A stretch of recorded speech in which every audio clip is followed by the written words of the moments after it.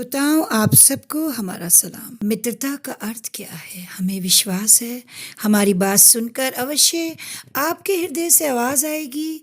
मित्रता यानी सुख दुख का साथी, जीवन के हर मोड़ पर साथ निभाने, दम भरने वाला साथ।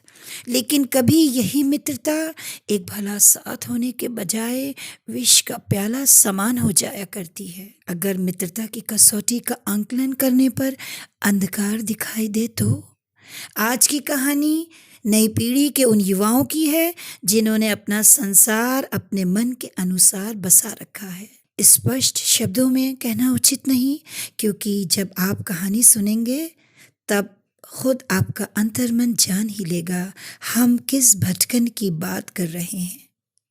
अल्लाह का कहना है हमने पुरुष स्त्री का जोड़ा बनाया।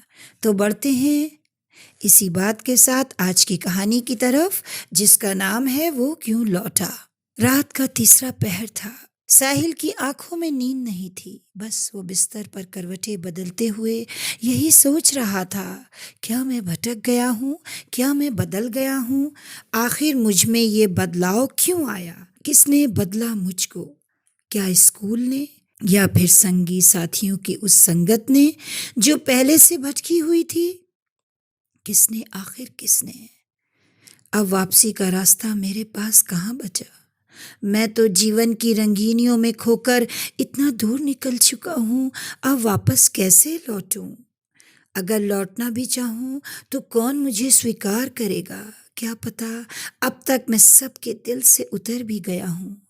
मेरा अस्तित्व तो जैसे बिखरे मोती की माला समान हो चुका है।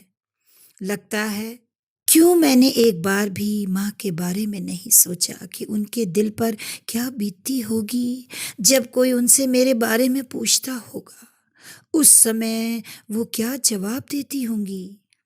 इसी बेचैनी की हालत में वो बेड से उठा, सामने टेबल पर रखे उस पत्र को देखा जिसे आए 2 दिन से ज़्यादा हो चुके थे, मगर उसने अभी तक पढ़ा नहीं था। वो देर तक उसको देखता रहा और मन ही मन बोला, ओ माँ, मैं कितना स्वार्थी हो गया। रिश्ते कितने अर्थहीन से हो गए मेरे लिए।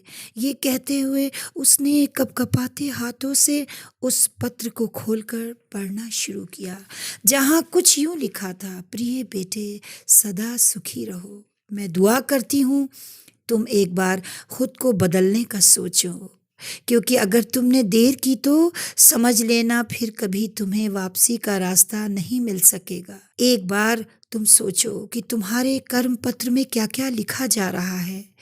क्या तुम्हारा रास्ता सीधा है? याद रखना, अल्लाह किसी व्यक्ति को कदापि और समय नहीं देता जब तक उसके कर्म का समय पूरा होने का एक निश्चित समय नहीं आ जाता। अंतिम इश्दूत हज़रत मोहम्मद सल्लल्लाहु अलैहि वसल्लम ने धिक्कार भेजी स्त्री की एक रूपता धारण करने वाले पुरुषों और पुरुषों की एक रूपता अपनाने वाली स्त्रियों पर। ये महापाप है। कुरान कहता है जो व्यक्ति ये कर्म करता है उस पर अल्लाह की फटकार आती है। इसलिए विनती करती हूँ तुमसे, अपने संसार के लिए इस तरह काम करो मानो कि तुम्हें हमेशा जीवित रहना है, और अपने परलोक के लिए इस तरह तैयारी रखो मानो कि कल तुम्हें मरना है। बेटा, अच्छी और नसीहत भरी बातें बड़ी सच्ची हुआ करती हैं, या यूँ समझ लो ये जीवन की वो सच्चाई है जिसको कोई नहीं नकार सकता। तभी तो हसन बसरी रहमतुल्लाह अलैह ने कहा, ऐ मनुष्य, तू दिनों का संग्रह है। जब एक दिन गुजर गया तो मानो कि जीवन का कोई अंश बीत गया। प्रलय के दिन कोई भी व्यक्ति अपनी जगह से नहीं हिल सकेगा जब तक कि 4 प्रश्नों के उत्तर न दे दे कि सारा जीवन कहाँ व्यतीत किया, यौवन किस काम में खपाया, धन कहाँ से कमाया और कहाँ खर्च किया, अपने ज्ञान पर कहाँ तक काम किया। तू मेरा पहले वाला साहिल क्यों न रहा। अब पत्र का अंत तेरे मार्गदर्शन की दुआ के साथ। ओ माँ, ये कहते हुए वो सीधा उस कमरे की ओर बढ़ा जहाँ उसका पार्टनर गहरी नींद में सो रहा था। उसने आवाज़ दी, सुनो, जल्दी उठो, मेरा दिल बहुत बेचैन है, बहुत घबरा रहा है। मगर उधर से बजाय जवाब के पार्टनर ने करवट बदली तो वो और भी ज़्यादा हताश हुआ। तभी अचानक सामने दर्पण की ओर उसकी नज़र पड़ी तो उसे ऐसा प्रतीत हुआ जैसे वही दर्पण उससे कह रहा हो, मनुष्य सफल तब होता है जब वो संसार को नहीं बल्कि खुद को बदलना शुरू कर देता है। पश्चाताप के आंसुओं से बदल जाता है भाग्य।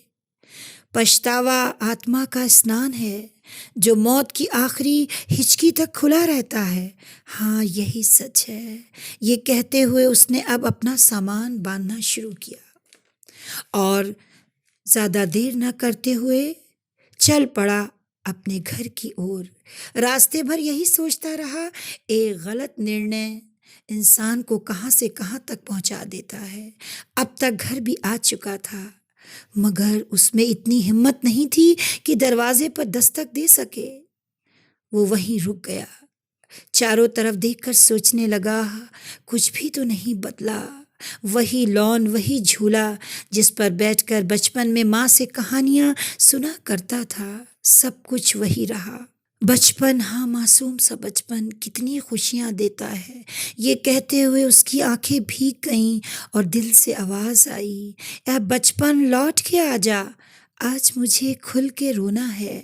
तभी उसकी तंद्रा भंग हुई नैना की आवाज़ से, तुम लौट आए हो, यही मेरी सफलता है, मैं बहुत खुश हूँ। मुझे विश्वास था तुम आओगे एक दिन। लोग लाख कहें ये संभव नहीं मगर मैंने अल्लाह के आदेश से तकदीरें बदलती देखी हैं। नैना अपनी बात पूरी भी ना कर पाई थी कि साहिल उसके गले लगकर सिसकते हुए बोला, क्या मुझे क्षमादान मिलेगा माँ? क्यों नहीं, माँ प्रेम देती है, क्षमादान नहीं। फिर जब अल्लाह माफ़ कर देता है, हम तो तुझ से बंदे हैं, नैना ने मुस्कुराते हुए कहा और उसके चेहरे पर बहते आंसुओं को अपने आंचल से पोंछा। इस एहसास के साथ सुबह का भूला शाम को घर लौट आए तो उसे भूला नहीं कहते। बेटा, तुमने मन बना लिया है कि तुम अब वापस नहीं लौटोगे, तो बस अब मेरी ये बात याद रखना, जिस किसी ने सूर्य के पश्चिम से उदय होने से पूर्व क्षमा याचना कर ली, अल्लाह उसकी क्षमा स्वीकार कर लेगा। अब समय है आप लोगों से विदा लेने का। अल्लाह आप सबको सुरक्षित रखे। अगर हमारी कथा आपको पसंद आई तो ऐसी कहानियों को सुनने के लिए हिंदी इस्लाम टीवी चैनल को अभी सब्सक्राइब कर लें, बेल आइकॉन भी प्रेस कर लें। इसे लाइक करें, कमेंट करें और ज़्यादा से ज़्यादा अपने ग्रुप्स और दोस्तों में शेयर करें।